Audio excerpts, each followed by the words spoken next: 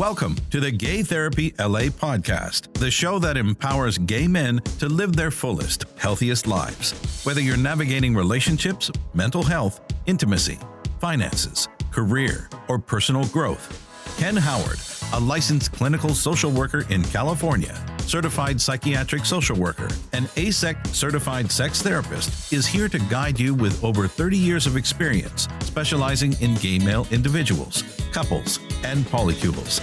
As the founder of GayTherapyLA.com and GayCoachingLA.com. And now, today's episode. Hi, I'm Ken Howard, and welcome to the Gay Therapy LA podcast. Today, I'd like to talk about therapy, coaching, psychiatry, and medicine. Let's stop the misinformation, shall we? I'm kind of kidding, but you hear me saying that. I'm struck lately at being exposed to examples of misinformation. And I've been around for a long time. I've been a gay men's specialist, psychotherapist, and coach for 32 years in 2024. So, I've been around. I've seen a thing or two and learned a lot. And, I was an adjunct associate professor at the University of Southern California teaching graduate students in clinical social work, done various teaching and writing and instructing and, getting information from formal research from the horse's mouth. And then also, of course, working with thousands of clients and patients and their clinical situations and really learning as a part of multidisciplinary teams of doctors and nurses and social workers and other types of therapists and other types of professionals and paraprofessionals. And politically and socially, we live in an atmosphere where information is fraught. I think it was Carl Sagan who said, we live in an era where my ignorance is as good as your knowledge. All these conspiracy theory things, Marjorie Taylor Greene in the United States Congress and others who go off on these just fantastical, enraged conspiracies about, Democrats running a sexual abuse ring in a pizza parlor and, just all kinds of conspiracy stuff that is extremely unlikely to be true. There's really no evidence for it.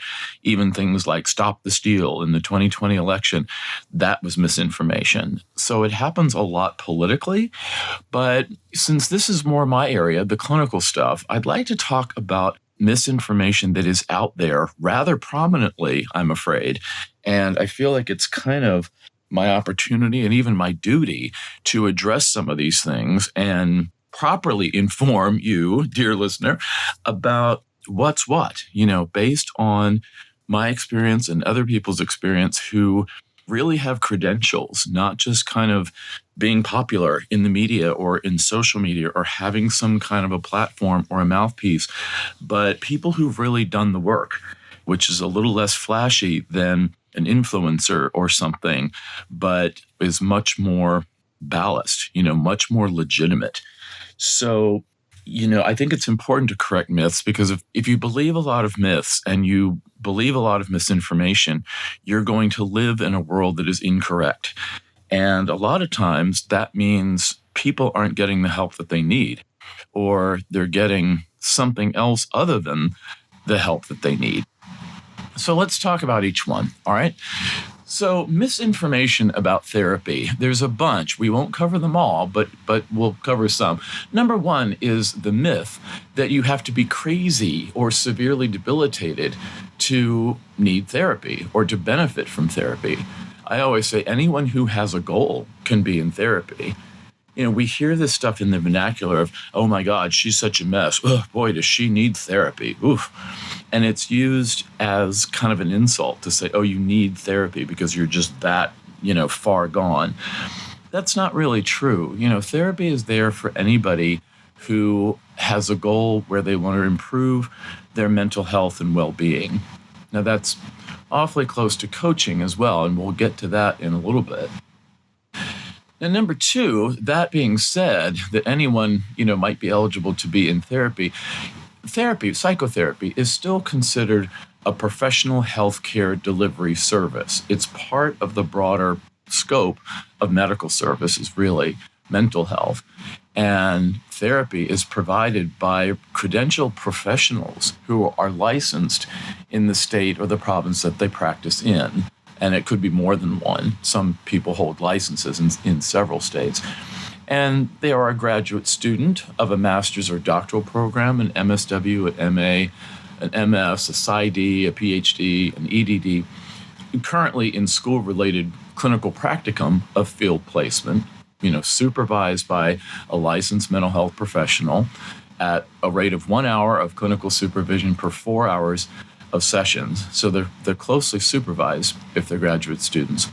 Or they have already graduated from their graduate program, a master or doctoral program, and they are accumulating the hours, again, supervised, of clinical experience that they need. California, it's 3,000 hours of clinical work time before they're eligible to even sit for 2 state licensing exams. So it's a very formal process. It's not a hobby, it's a profession. So number 3 is that the mental health provider in any setting must give you some kind of clinical diagnosis that is in the Diagnostic and Statistical Manual of Mental Disorders, 5th edition text revision, that's a mouthful, published by the American Psychiatric Association. And the American Psychiatric Association is really recognized as the body of professionals who agonize over a word or two in the DSM about what are the clinical conditions that are being diagnosed. And this has kind of a relationship also to a bigger publication, the International Classification of Diseases, I think on the 11th edition now, it's called the ICD-11. That's more international, and that's more of a catalog of pretty much any disease that anybody can have. So health insurance plans will not pay or even partially reimburse unless a healthcare professional is providing a service or procedure called the CPT code, such as 1 hour of psychotherapy in an office setting or telehealth setting or a hospital or a clinic or agency. Like in my work, 1 hour of psychotherapy on Zoom through telehealth is 90837-95. That's the universal code for an hour of therapy online. And there are enough diagnoses to at least reasonably match to whatever the client or the patient, I use those terms kind of interchangeably, is coming in to see the therapist about. But it is a formalized, process. Number 4 is there's a myth that therapy is free if you have an insurance card. And too many people are led to believe this. If your mental health provider signs a contract with a big health insurance company like Aetna or Blue Shield or whatever, to take a discounted rate in exchange for having some referrals of clients or patients from their company, the provider, the mental health professional, the therapist, would collect a copay that the client pays, such as $30 a visit, and then pay the provider the balance, up to the discounted rate of the contract. If the client pays $30, the insurance company might pay another $60 for a total of $90 per session, but no more. The therapist can't, by contract, charge any more than that. But the patient might have an annual deductible to meet, the amount that they must spend out of their own pocket every year before their insurance benefits start to kick in. And then if the client sees a therapist who is out of network, who has not signed a contract to take discounted fees from an insurance company, the insurance company cannot limit their fee that they charge. Let's say instead of the $90 from somebody in network, instead their charge is $250, then the client would pay something like $210 out of pocket, and their insurance company, if they have a PPO plan with out-of-network benefits, might reimburse the client with their out-of-network benefits another, $40 or so. So it is more expensive to see a therapist who is out of network. In-network therapists tend to be a little younger, a little more green, want the ease of working with the insurance, a little more generalist. Out-of-network therapists tend to be people who are older, like me, or more experienced, or have a particular niche of expertise. And the client would see that person and pay a higher fee because of the credentials and the experience that, an out-of-network provider brings.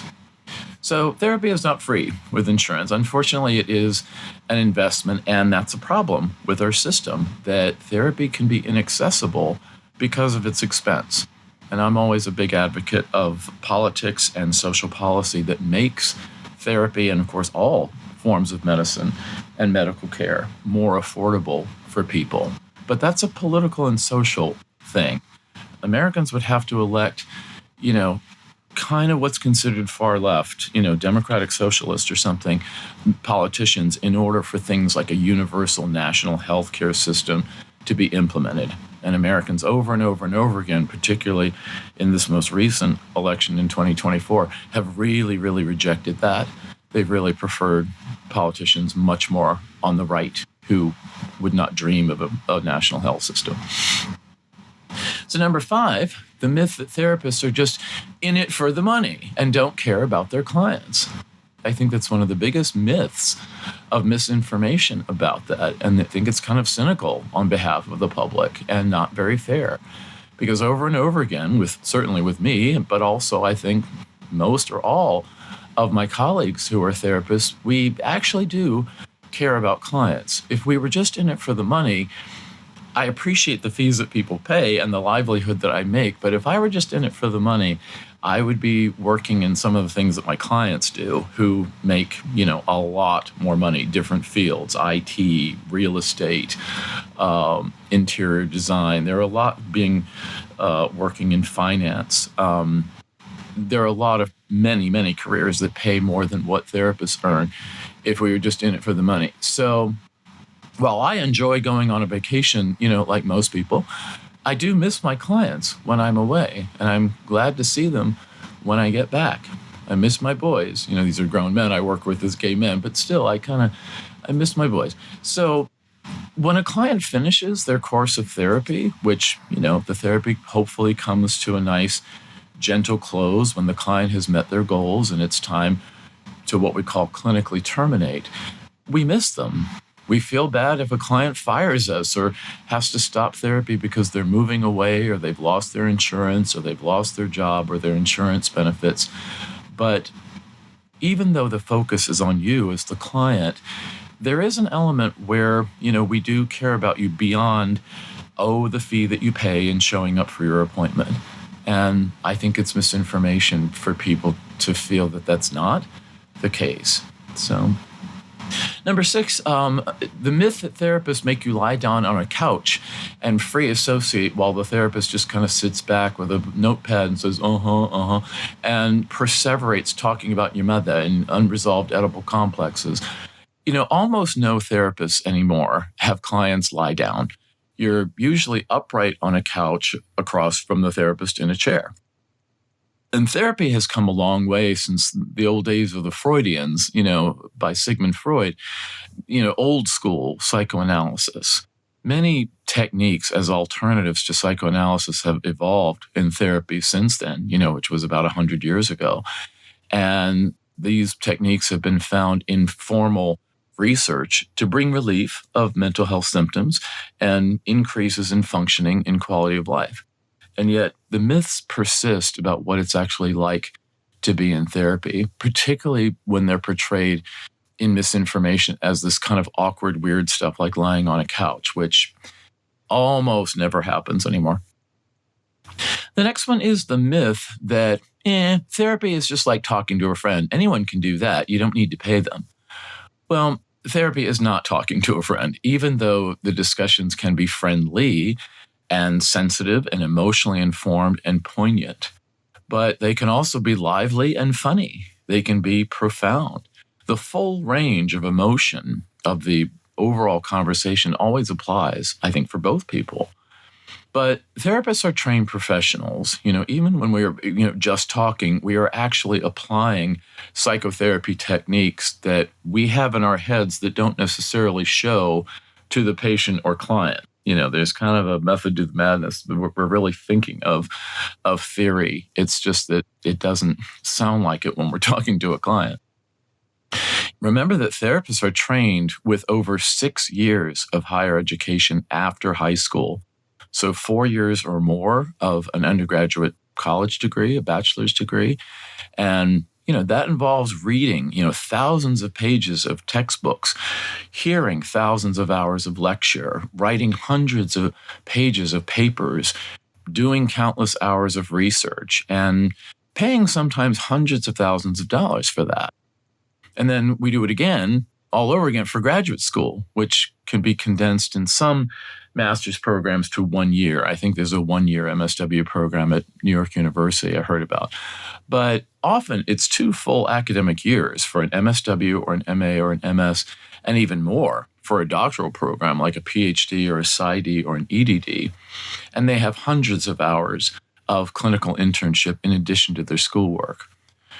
So even after a therapist graduates, they're required to take additional courses or seminars for a whole day or a whole weekend on topics that most states in the United States want them to have. Education about child abuse, recognizing and reporting and intervening, substance abuse, HIV/AIDS, and certainly legal and ethical practice issues. And that's required every 2 years of therapists because laws change. And when they work, sometimes for very little money in nonprofit organizations, particularly starting out, to accumulate the 3,000 hours of clinical experience required before they can sit, for 2 state licensing exams, and also having had 1 hour of case oversight and supervision with a clinical supervisor for every 4 hours of client sessions. So it's a lot, getting to the point where you are a licensed therapist is a very long, expensive journey that has a lot of meaning behind what that is in terms of step by step and year by year, the work that's involved. Even after that, therapists are required to have about 36 hours every 2 years of additional courses, of their choosing, but still state approved, of what was called continuing professional education in order to renew their state license every year, every couple of years. And all of these things are at the therapist's expense, from college to well beyond licensure. But it's all worth it so that the public has at least a reasonable confidence that they can put their trust in a trained professional in mental health, just like they might see a medical doctor who's gone through even more years and years and thousands of hours of textbooks and papers, or treated by a registered nurse or a physical therapist. All of these things, these are people who've had a lot of schooling at a lot of expense. So no, you're not just talking to a friend. Number 8, another common element of misinformation that's kind of out there floating around is that a client is a client, whether straight, gay, male, female, non-binary, whatever demographic. And that's not so. The amount of information that many or most straight therapists, however well-meaning, do not know is huge. Even within the LGBT community, gay men are very different from straight men, even though it's men's psychology. Lesbians are very different from straight women. Bisexual men are different from bisexual women. And trans men are different from trans women. And even all these at different times of life, developmentally, or from different ethnicities, or different spiritual backgrounds, different national origins, different levels of intelligence, different professionals and skill sets, different personal values individually and culturally. And all that takes a lot of time and experience to understand the basics, let alone everything there is to know. And that's just if you work with gay men like me for the past 32 years, which is longer than some people's whole careers. So while LGBT people, or in my practice, gay men, can see a straight therapist, sure, because there's more of them available, it is a lot more work for that therapist to try to understand their gay male client in the same depth and the same detail that not only another gay man would, but also a gay men's specialist who's worked with many types of gay men and isn't a gay male therapist that sees 3 women and 2 men, or 4 men and 1 woman and 1 non-binary person. When there's a focus or a specialization, whatever your population is as a therapist, there's a deeper level of expertise. And it's the same thing with couples therapy. A couple is a couple. Some of the most famous couples therapy authors have taken that attitude of, a couple is a couple. And, what applies to straight couples applies to gay couples. That's not so in my experience. The dynamics of 2 gay men or more in a polycule or a polyamorous relationship, which many straight therapists can't even conceive of, are very different from, the Mars-Venus thing about men and women in relationships, or any combination of gender and sexual identities. I had a year-long training course in consensual non-monogamy and polyamorous families, which included some gay and straight information, as well as a 1.5 year training to become an ASECT, American Association of Sex Educators, Counselors, and Therapists, ASECT, nationally certified sex therapists, which I couldn't do nearly as well if I hadn't had those specific trainings when I work with gay male individuals in relationships. I've also taught the semester-long LGBT course at the MSW program at USC as a certified psychiatric social worker, which is in addition to the general master's degree trainings that most therapists get, for challenges like OCD or ADHD or depression or bipolar disorder, or et cetera. So no, an LGBT client is not just like a straight client.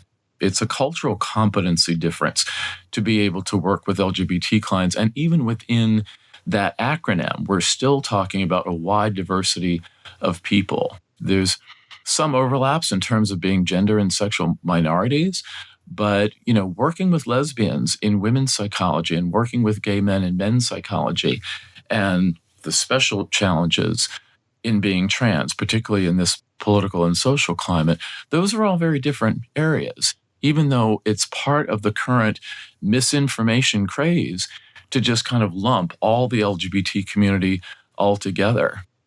And I think that that's misinformation because it glosses over how diverse and how dense and how varied the LGBT community is. There's some people who even say that it's too much to put all those kinds of people under one term like that, because putting them under one term is a little bit diminishing. And of course, anything that's diminished can be devalued or denigrated or dismissed in society as being less important.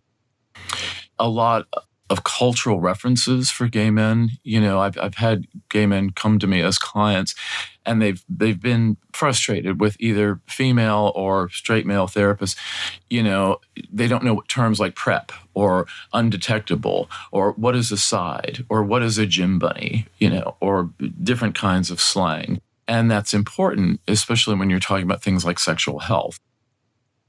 So therapists often have to serve clients way outside of their own demographic, but it's a challenge to cultivate cultural competency with so many different cultural backgrounds, including LGBT in general and gay men in particular, just like a therapist might specialize in working with teenage girls with eating disorders. So any licensed or supervised license eligible therapist can treat them, but ethically the therapist should have extra training or specialization to do very specific work like that. And even with my background working with gay men, when I was in grad school, I had an advisor who, when I told her that even then, my very first year of training, I wanted to specialize in gay men for my career, she pursed her lips and she said, "Well, you're going to be a very narrow person." And I was a lot more shy then, and I didn't speak up the way I would have today, for sure. But time, 32 years, has shown that that's not narrow at all. I mean, the guys that I've worked with have been of all different ages, all different ethnicities. I've had to learn the cultural differences between an Asian American man who is from a Japanese culture versus a Chinese versus a Korean. I've had to learn the difference between Latino clients who are Mexican versus, Argentinian, or guys who are Indian from the South, in Appalachia versus being raised in Manhattan. So there's a lot of diversity even when we have a clinical interest group or a demographic group that's our specialization. Number 9, there is some misinformation just kind of out there that online therapy is not as good as in-person therapy. And they studied this, around the time of the pandemic and before that and after that. And they found similar outcomes and quality of treatment, whether the therapy is in person or online. You're not losing anything if you have online therapy versus in person. So it's really just a matter of preference. There's some argument that clients are more comfortable in their home environment and might be a little disinhibited because they've got home turf advantage and they're comfortable. But it really just depends on what setting your mental health provider offers in their list of services. Number 10, another misinformation is that your average therapist, for couples is a sex expert who can help couples with sexual problems in couples therapy for their relationship. And that's not exactly. That's misinformation. Because while many therapists, do try to help couples with sexual issues, therapy graduate programs tend to have very scant number of training hours that are devoted to human sexuality or sexual dysfunctions or sexual acts, and certainly not about sexual or gender minorities. So that's why there are certified sex therapists who learn about all these things in order to help their clients, individuals or in relationships who have these issues, sexual dysfunction and sexual problems of some kind. But any therapist who has not taken hours and hours of extra training in sexuality and sexual issues is really kind of guessing at it, based on their own self-study or their experiences of previous clients and learning from those experiences. And that can be valuable, but it's not a formal training in sexuality or sex therapy. So many couples of all kinds seek out couples therapy or a marriage and family therapist for help with sexual problems. But they need to know that that therapist has probably actually had very little training in sexuality. So that's kind of misinformation to think that any couples therapist from a traditional program can help you with sexual problems because the curriculum training is just not there. Number 11, another myth is that therapy is about ruminating about your feelings and really is not about practical solutions. And that I really disagree with because there is a common denigration of the therapy profession, characterizing it as self-indulgent or self-important or erudite or impractical. And many psychotherapy intervention models, such as cognitive behavioral therapy, dialectical behavioral therapy, interpersonal therapy, acceptance and commitment therapy, problem-solving therapy, movement desensitization, reprocessing, and more. They do process the here and now challenges in mental health and well-being and functioning in life. It's like being able to hold a job or to get a better job or navigate a personal or professional challenge, like having a boss with a personality disorder, which I've written about. Number 12, another myth, a misinformation, therapy never ends. That's another misinformation. The therapist and the client set goals together, driven by the client, and form a fairly formal treatment plan. And when those clinical, emotional, functional, social, professional goals are met, the course of therapy comes to a smooth clinical termination with the option to return later for another course of therapy as needed, probably with new goals at some point in the future. I have clients come back to see me that I first saw 15 years ago. But when they're stressed out and they face something in life, they look me up and we do some more work. And that's fine until sometime when I retire. I don't think I'll be here forever. So those are some of the misinformation kind of points about therapy. And it's important to explore those because we don't want misinformation to rule the day. That's one of my points in today's episode, is that we don't want misinformation to be taken as gospel when it's really just patently incorrect. So let's look about another category, coaching, misinformation about coaching, because you hear a lot about that. It's gotten more and more popular over the years.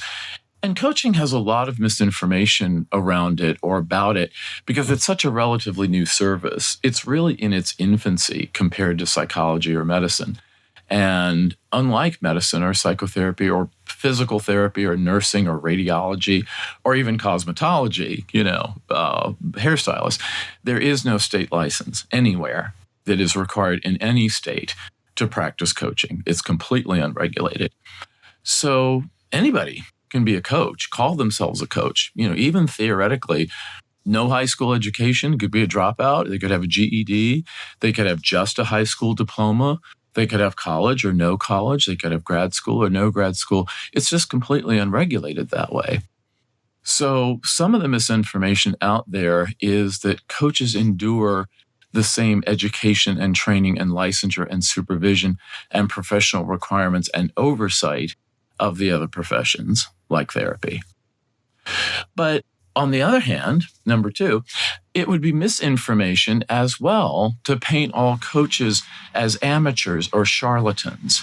There are professional associations of coaches, such as the International Coach Federation, which has certification training courses, continuing education, professional networking groups, consultations, seminars, codes of conduct, ethical practices, best practices, things that are very similar to medicine or psychotherapy or the others.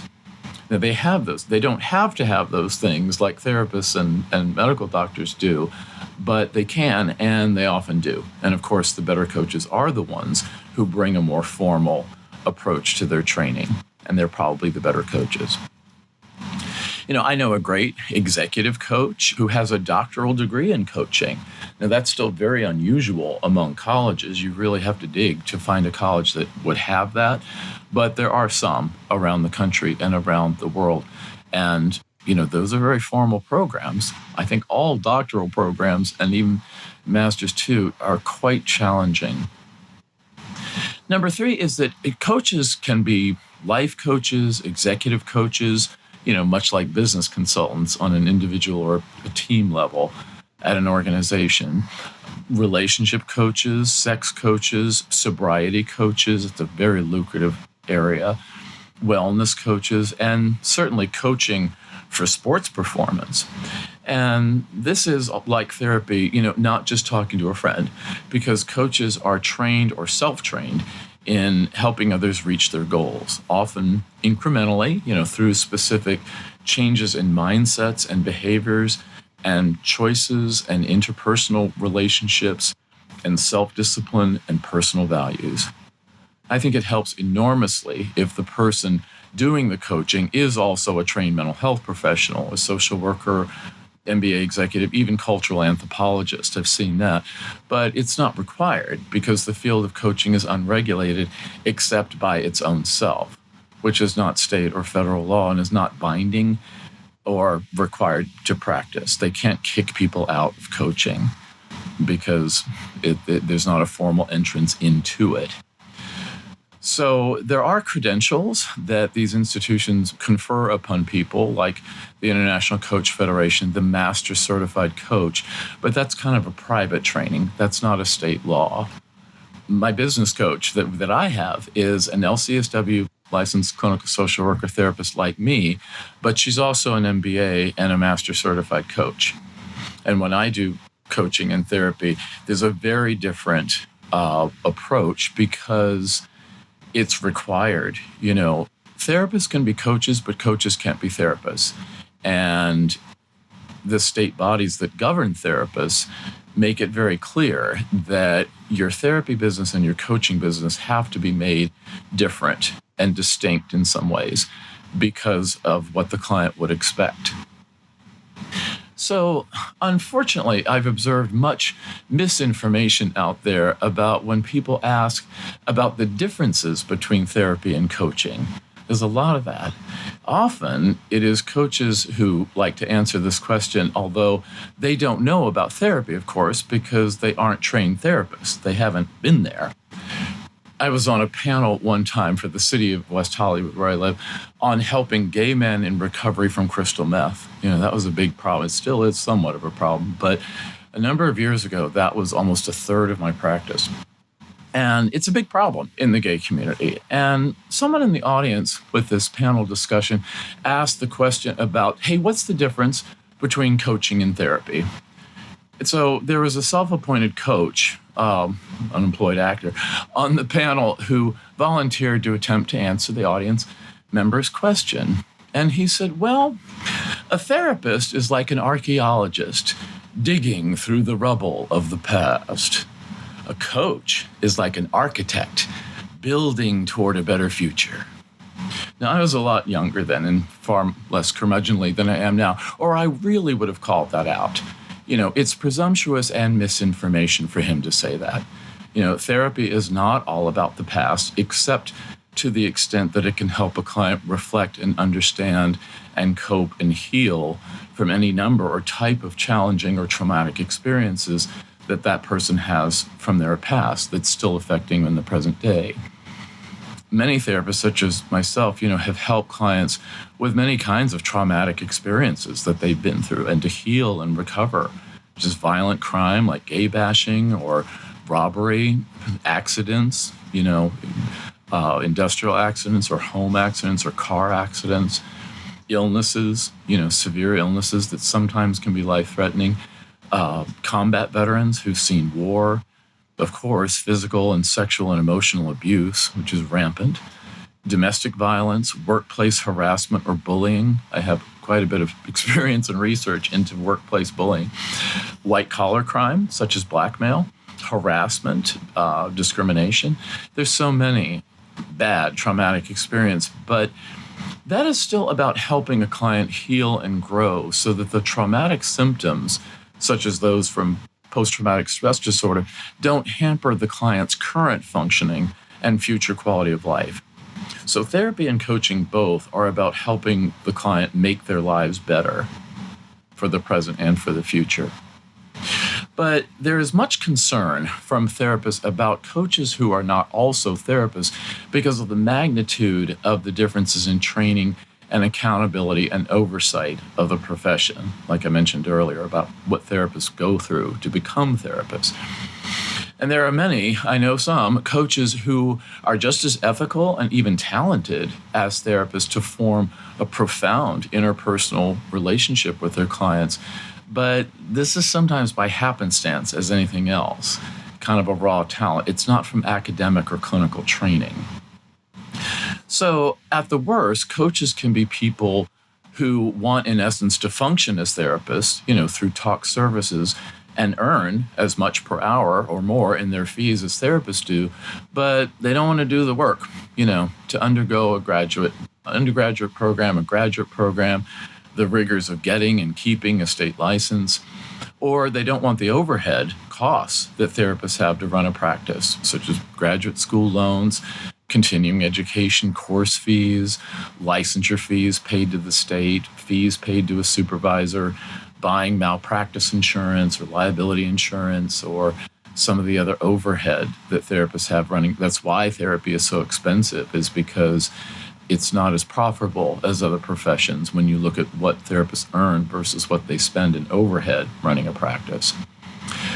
And in the eyes of the public, it is misinformation for them to think that coaches are on a training par with therapists, that there's just kind of a apples to apples comparison. There's actually a drastic difference in the backgrounds of those providers and the requirements that they live under. But one of the cardinal tenets of clinical social work, which is my area of teaching and practice, overlaps a lot with psychology, but clinical social work is really its own discipline, particularly with the emphasis on things like cultural considerations or the person in context, the person in environment theory. And one of those tenets is the client's right to self-determination, personal freedom, personal autonomy. And I've seen clients who see other therapists for different topics, who also see their coaches or other types of providers, like a psychic or their clergy member or a spiritual leader. And the research on even psychotherapy shows that it's not necessarily the therapist or the psychotherapy technique that they're undergoing that influences, hopefully, positive outcomes of the work, but the relationship that client has with the provider. That's research that's been repeated and found to be so. So it's entirely possible that they have a valuable, rewarding, productive, satisfying relationship working with a coach, and their life gets better. There are countless success stories about this. However, if a client has a bad experience with a coach, there's very little recourse. There's no ethics body or state board or even professional association that has binding oversight, except, of course, if the coach commits a crime that any other person would be civilly or criminally liable for. So people who put their faith in coaches or psychics or spiritual leaders come with some risk, which is why state boards are strict about the requirements to become and stay a therapist, so that the trust of the public is at least often, not always, protected.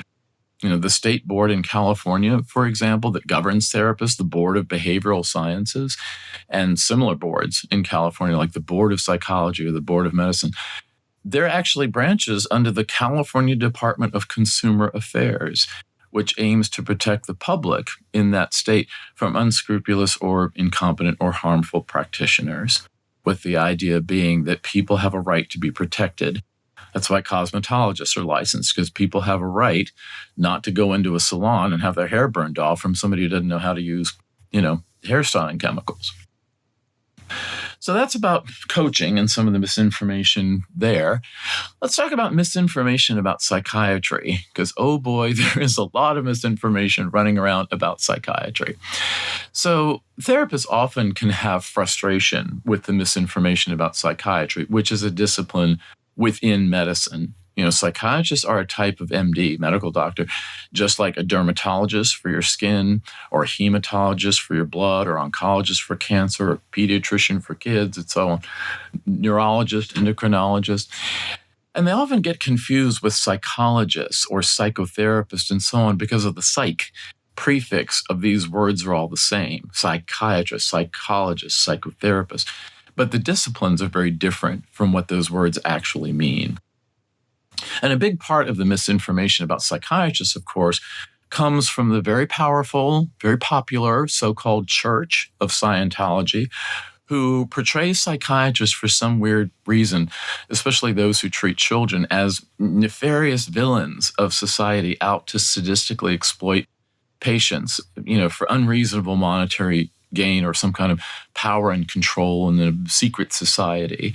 And they make claims that are easily disproven in science. And there's been a lot written about this, the controversy, because there have been books and documentary films and TV shows and exposés about this church, known to be very anti-LGBT, by the way, and their intimidation tactics. And they would, of course, rather that people pay them for mental health and well-being spiritually, rather than a psychiatrist. They're in direct competition for that consumer's dollar. So another misinformation about psychiatry is about the confusion that while many psychiatric medications provide patients with profound symptom relief and respite from psychiatric symptoms, at least partially, often significantly, there are other times when psychiatric medications are not nearly as effective in treating depression or anxiety or OCD or bipolar disorder or schizophrenia and so on as the patient would like. The response to those medications, we say, can vary greatly from person to person, even with very similar demographics and situations with the patient, like if they're similar age or race or ethnicity or general health status. And so it would be misinformation to say that psychiatric treatment is always effective, as well as to say that it's never effective, or that the medications are somehow poisonous, because they're not. They've been through a rigorous testing, and by the time a drug gets to the commercial marketplace, it has been very, very studied to be not only safe, first of all, but also effective for what it claims to treat. If an antidepressant drug does not show that it helps with depression in all but study, that it can't be approved for sale. And the same thing with anxiety and other things. Another misinformation about psychiatry is that once you take psych medications, you always have to. Like a person who becomes addicted or habituated to a street drug, like heroin or cocaine or meth. And if a medication is not effective enough to be worth taking, or if it causes intolerable side effects, you simply coordinate with your psychiatrist to stop taking them, sometimes gradually, which some medications require. You can't stop some of them suddenly, or something could theoretically happen, like a seizure or something. And then you just try something else. You try another medication, or you try another approach to get symptom relief, such as transmagnetic stimulation therapy for depression, or electroconvulsive therapy, ECT, which Okay, that was a nightmare in psychiatry of the past with a lot of human rights violations. But ECT has grown in humanitarian use and procedures since then. And I've seen that be effective, particularly with really severe cases of depression. And more recently, we've had ketamine-assisted therapy. That's a popular new technique that therapists coordinate with doctors and psychiatrists about the use of ketamine as a medication. It's also a kind of a gay party drug too, but in different circumstances and used in a different way, ketamine-assisted therapy can help with depression and some other mental health disorders, in addition to talk therapy. So for me, specifically trained as a psychiatric social worker, I've helped hundreds of clients navigate between their therapy with me and their treatment with their psychiatrist in their medication in what we call the multidisciplinary team approach. And that might also include people like a sobriety coach in their life, a 12-step sponsor, a personal fitness trainer, or a nutrition. It takes a village to raise a child, as Hillary Clinton said. And I think that I've found overall over the years that my clients do well with a certain more is more. If they have outpatient therapy to get over a substance problem or learn to cope with it, I think they also benefit sometimes, not always, but oftentimes with 12-step. They can also benefit from group therapy. And like I said, they can also benefit from coaching. So the more that the person can access, particularly afford time and money, the better off they tend to be. Getting more help is getting more help. Now let's talk about, lastly, misinformation about medicine. I'll be a little briefer here because when we talk about misinformation in medicine, we'd be here all day. So misinformation about medicine is perhaps the biggest villain of them all. The anti-vaxxer movement, which is just insane from a scientific point of view. These people that don't want to vaccinate their children and leave them vulnerable to diseases that disable or even kill children of the past. Snake oil cures that are either ineffective or even dangerous. They had things like that throughout history, particularly I think around the turn of the 20th century. Snake oil cures were rampant and, of course, fake. And the evolution of medicine from treatments of the past that were later found to be harmful, like using heroin or cocaine for headaches. Coca-Cola at one time originally had cocaine in it. So these are a part of national and world history about the field of medicine. So when bloggers and podcasters and talk show hosts and columnists and authors and speakers and so on, when they want attention and the money that comes with attention in today's modern society, look at influencers. If you're an influencer of 500,000 followers, you're going to get paid for what you say and what you endorse just because. And misinformation about medicine is dramatically effective in kind of an evil way, because when somebody says something provocative, like vaccines cause autism, they get attention. And of course, if they get attention, they get book sales or talk show bookings. And, that's money, money, money. That's money in their pocket, even though they are literally making a living, making a killing in more ways than one on misinformation. So I'm going to write and speak about misinformation in medicine at a later time. And of course, with my background, starting at the height of HIV/AIDS, the misinformation around HIV/AIDS, of course, we know has been rampant historically, driven by hate and bigotry and discrimination and all kinds of fun stuff. But, I'll talk soon sometime about the clinical and the administrative, the social and the financial aspects of medical care. And this comes from my very strong feelings about that medicine field because I've been through it so much. I've been living with HIV/AIDS myself for 34 years. I'm also a cancer survivor.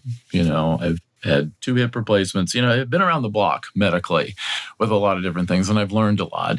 And my saying, the older I get, the stronger my opinions get, because I keep seeing the same things happen over and over again, for better or for worse, especially in the United States, which has a uniquely bad approach to medicine compared to the rest of the world because it's so profit-driven.